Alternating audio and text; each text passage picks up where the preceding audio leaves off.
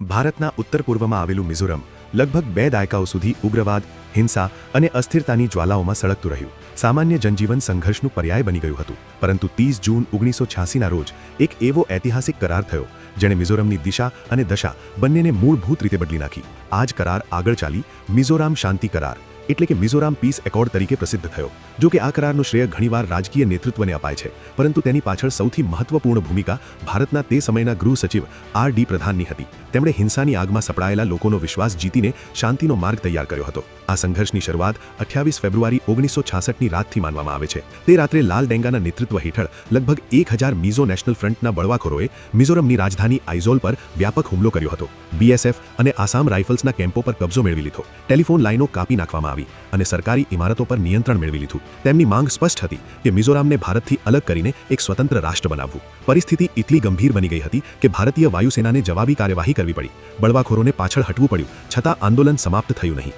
લાલ ડેંગા પૂર્વી પાકિસ્તાન એટલે કે આજના બાંગ્લાદેશમાં ભાગી ગયો અને ત્યાંથી જ આંદોલન ચલાવતો રહ્યો. ધીમે ધીમે મિઝોરમ ગેરિલા યુદ્ધ, બોમ્બ વિસ્ફોટો અને સુરક્ષા દળો પરના હુમલાઓનું કેન્દ્ર બની ગયું.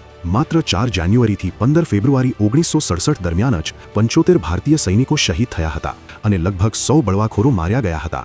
1985માં ઇન્દિરા ગાંધીની હત્યા બાદ રાજીવ ગાંધી પ્રધાનમંત્રી બન્યા. તેમણે અનુભવ્યું કે માત્ર સૈન્ય કાર્યવાહીથી આ સંકટનો ઉકેલ શક્ય નથી. આ જ વિચારસરણી હેઠળ આર.ડી. પ્રધાનને ગૃહ સચિવ બનાવી શાંતિ પ્રક્રિયાની જવાબદારી સોંપવામાં આવી. આર.ડી. પ્રધાન મિઝોરામ ગયા, લોકોને મળ્યા અને તેમની લાગણીઓ તથા ભાવનાઓને સમજવાનો પ્રયત્ન કર્યો. તેમણે બળવાખોરો, ખાસ કરીને લાલ ડેંગા સાથે વાતચીત શરૂ કરી. તેમની વ્યૂહરચના સ્પષ્ટ હતી: આત્મસમર્પણ થાય, પરંતુ સન્માન સાથે. ધીમે ધીમે પરસ્પર વિશ્વાસ બંધાતો ગયો અને ફેબ્રુઆરી 1986માં લાલ ડેંગા શાંતિ વાટાઘાટો માટે લંડનથી ભારત પરત આવવા તૈયાર થયો. અનેક તબક્કાની મુશ્કેલ વાટાઘાટો બાદ 30 જૂન 1986ના રોજ મિઝોરામ શાંતિ કરાર પર હસ્તાક્ષર થયા. બળવાખોરોએ હથિયાર ત્યજી દીધા, લોકશાહી પ્રક્રિયામાં જોડાવા માટે સંમતિ વ્યક્ત કરી અને મિઝોરમમાં કાયમી શાંતિની શરૂઆત થઈ. તે સમયના ગુપ્તચર અધિકારી રહેલા અજીત ડોભાલે પણ આ સમગ્ર પ્રક્રિયામાં મહત્વપૂર્ણ ભૂમિકા ભજવી હતી. મિઝોરમ શાંતિ કરાર આજે ભારતના સૌથી સફળ શાંતિ કરારોમાંનો એક માનવામાં આવે છે. આ ઘટના એ વાતનો જીવંત પુરાવો છે કે ઇતિહાસ ઘણીવાર બંદૂકો દ્વારા નહીં, પરંતુ વિશ્વાસ, સંવાદ અને યોગ્ય સમયે લેવાયેલા નિર્ણયો દ્વારા લખાય છે.